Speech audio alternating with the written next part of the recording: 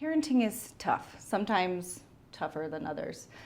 When situations kind of get to that boiling point, what are some things that I can do even before that situation to help eliminate or minimize the drama that comes afterwards? Just making sure you and your kids have enough sleep and that nobody's tired or nobody's hungry just right off the bat. I think that's a very easy preventative measure that you can take. And something that we work a lot with families, especially families of young kids, on is sleep. When I think about strategies to prevent that kind of emotional upset and conflict between parents and kids, in addition to sleep and food, good job, Kristen, I think about the time that is spent with kids before that kind of behavior even shows up. So we work really hard to teach parents to notice when kids are doing a good job, managing frustration well, just playing well, so that the attention goes for that kind of behavior, so that instead of only for problem behavior.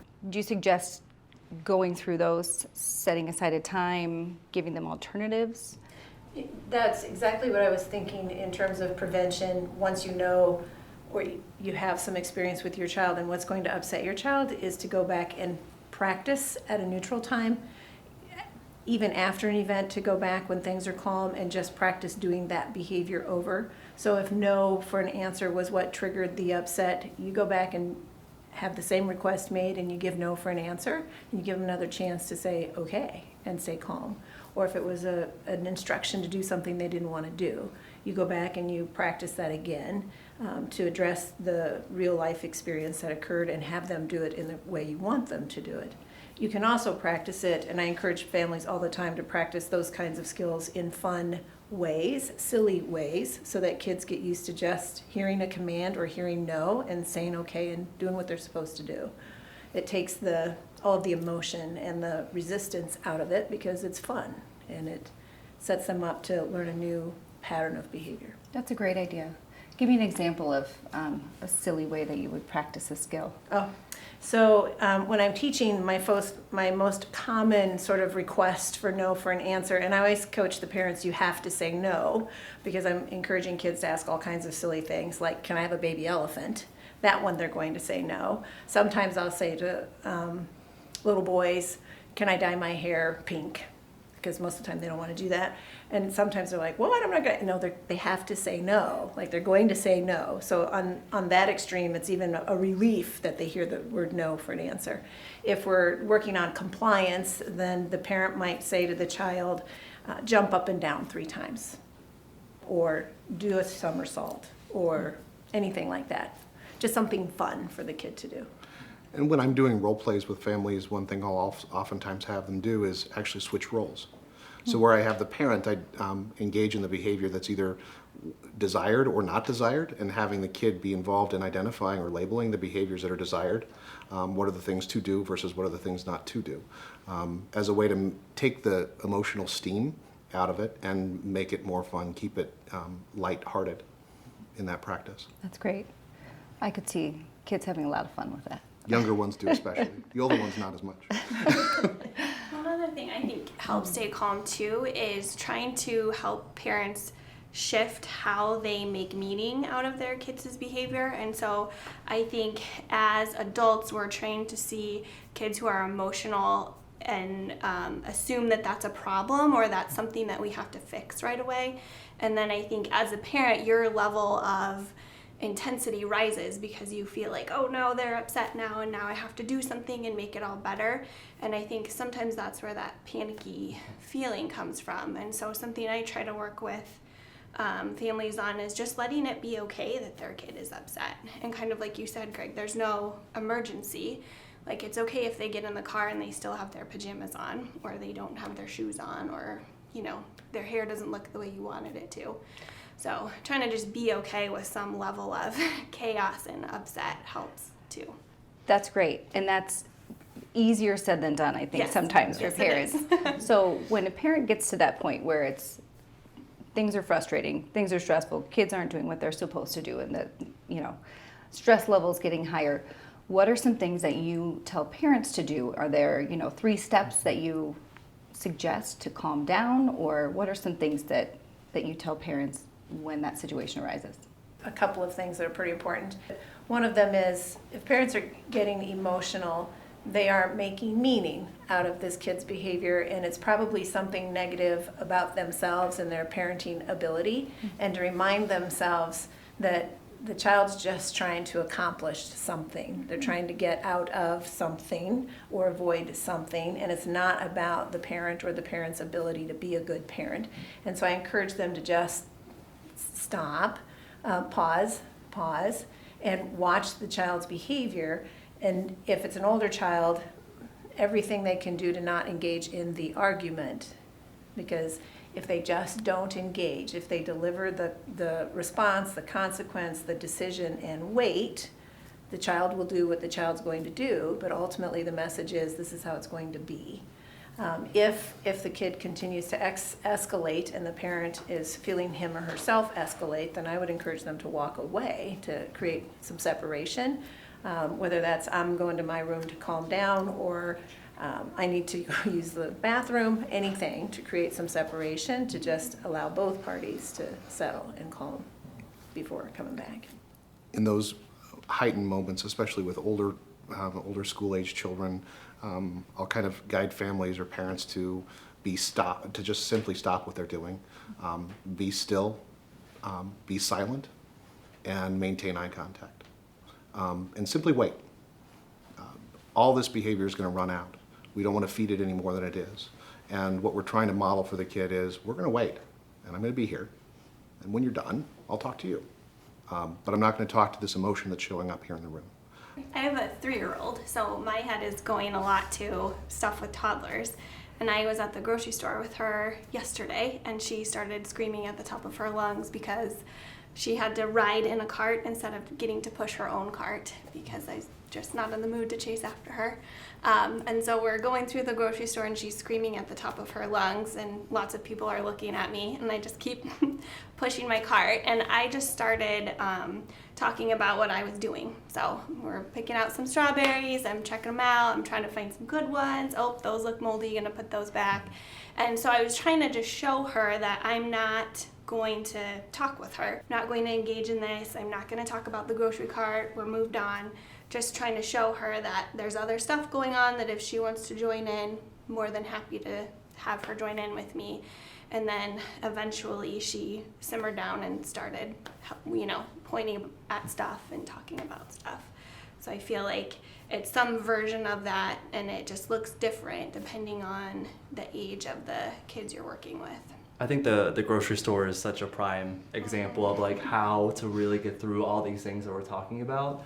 When I'm talking about rehearsal and thinking of how I'm going to handle this in the moment in my own mind, I think of the grocery store. I think of what if I'm in the line of the grocery store and my child has this glass bottle of chocolate milk that they have fought me tooth and nail over it, and they're clumsy with it, and they're throwing it around, and they're moving it toward their brother, and I'm giving them directions to stop, and it's just not happening, and it breaks and it shatters, and there's chocolate milk all over the aisle right at the checkout. How am I going to handle that, And those kinds of mental rehearsals that you as a parent could go through are so vital, because if you can think of the fact of this has happened, I need to get to a solution, and also think of this moment as a skill building moment for my child, which is I don't want to correct the emotion that's happening. I don't want to minimize the fact that my child's probably upset and that I'm also upset, but we need to get to a solution, which is I'm going to teach my child how in the face of upset that we clean up the milk, how we actually get help, how we ask for a mop, how we take care of the thing that we have created in that moment and move through it and have a conversation about it in the car when we're calm on the way home. What about mindfulness? I know that that's something that that's being talked about a lot more lately. It is something that a lot of people are finding great success with, and I think it's something that you guys speak to quite a bit as well. How does that play a role in making sure that you're prepared for situations like this as a parent, and also teaching your child about mindfulness? Does that help? Is that something that parents should be doing? I think though we haven't been naming it outright, I think it's been a theme and what we've all given examples of parents doing, which is just trying to be intentional rather than reactive in the face of emotion. And so we might not be describing specific mindful coping skills, but we're all talking about acting upon what's important to you and how you've decided you want to act in when you're calm, when you're upset in the moment. So I absolutely think that it plays a role. I think it's definitely a buzzword right now, and it doesn't always have to look like, maybe setting aside 10 minutes for meditating. It can just be being intentional in the moment. Okay. Should there be a plan that the family has that, if somebody's struggling with their emotions, here's what the rest of us do, or what do you suggest? If you happen to have one or two children that exhibit high rates of behavior or have very poor emotion regulation skills, you might, if you're encountering an issue on a repeated basis, that would be something to talk about with the kids. But in the moment, simply just shooing the kids away, just so that you don't want to build that fire or stoke the anger or upset even more than you need to. But you don't necessarily need to make a plan. What are the long-term effects, or what are the effects that we see on children when the parents are often losing their cool? First and foremost, sure, that's what children are going to learn to do when they're upset. So it's not uncommon at all for parents to bring children with anger problems, and it doesn't take long to figure out that the parents aren't very effective at managing anger either. They want their child to do it differently, but what their child is seeing is how they're doing it. And so you got to work with both parties to kind of get a handle on that. If it's really abusive behavior, whether that's physically abusive or emotionally abusive, very different impact on kids. First thing that comes to mind for me is just a lack of trust and a lack of a sense of feeling safety or feeling safe. And it's really hard to focus on learning in any environment, at home, in school, anywhere, if you don't feel safe in the world. And I think another way that having difficulty regulating your emotions can affect your kids is it just makes it harder to keep your routines consistent. And we all know how important really consistent routines are for sleep and eating and just going throughout your daily activities are for kids. So it makes it more difficult for kids to get a sense of what's predictable, what's happening next. And I think when kids don't have that sense of, I know that I have my snack and then we go do this activity, you just see less predictability and less consistency in their behavior as well. One thing I also think of is just how they translate those experiences at home into their peer interactions at the time. So I think of things that are often talked about, like bullying, for example. Like I think of how kids might go out into the world and respond to kind of ambiguous emotional information that other people are putting out there. If they haven't had a ton of opportunities to practice that in a calm, routine way at home, sometimes the reaction that they may give out in the world just may not get them back very good things. And that may shape a variety of kinds of peer interactions to where they may have trouble actually having consistent, actually beneficial peer relationships, which what we know about that is that kind of does have some downstream effects to where if we don't really learn early in life to relate to others in a calm, respectful way in which we're respecting their dignity and safety, then we kind of have a problem with interactions in the future too, that doesn't often just subside right away. And so I think about that being very important to model that calm behavior so that then they can take that out into the world with them, so we can not be looking at some of those things that happen well into adulthood too. We do have this sense that the only good emotions are positive emotions, and I try very diligently on a daily basis to have kids and parents alike understand that we are human beings and emotion is a part of who we are, and there aren't good or bad ones. And if your goal is to never get angry again, we will never reach that goal. That's not humanly possible. If it's to never be anxious again, that's not humanly possible. If their parents' goal is for their kid not to feel those things, that's not possible. Kristen mentioned earlier that parents are eager to not have their children be distressed, and they are. But what they don't understand is that's a natural human emotion, and it's not going to hurt the child to be upset, to be mad, to be sad, to be scared. There's nothing bad going to happen. If the child's allowed to experience that emotion and then learn how to manage it and move on, that's ideal, because that emotion's not going anywhere.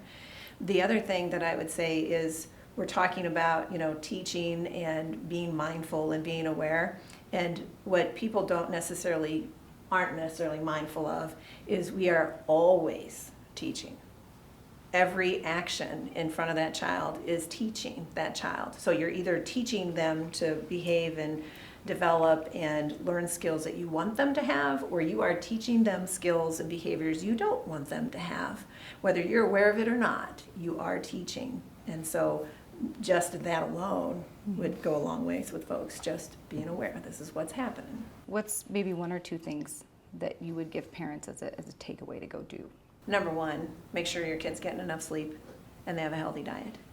We don't really pay attention to the importance of basic health and physiological needs and the impact of that on the rest of our functioning. So sleep and diet are huge. That would be my number one.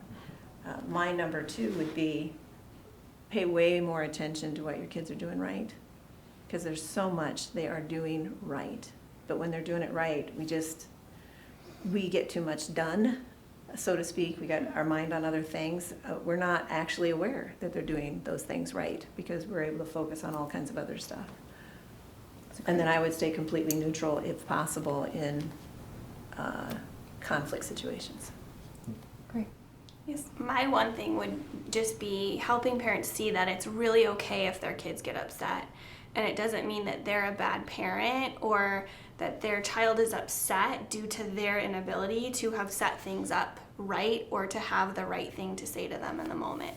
That it's, like Connie said, it's working for them in some way, and it's a normal part of human experience to get upset and have emotions, and to let them have that emotion and know that, sure, maybe that feels really uncomfortable in public, or there might be people judging you, but it's really okay to let them see that emotion through and come down, and then engage with them and tell them they've done a good job calming down.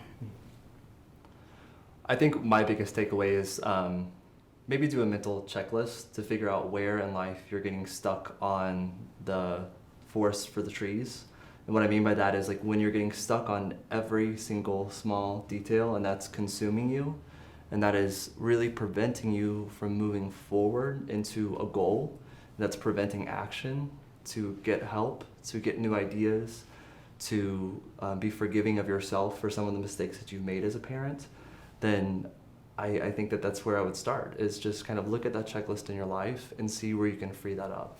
See where you can actually make movement and action instead of staying in the same place.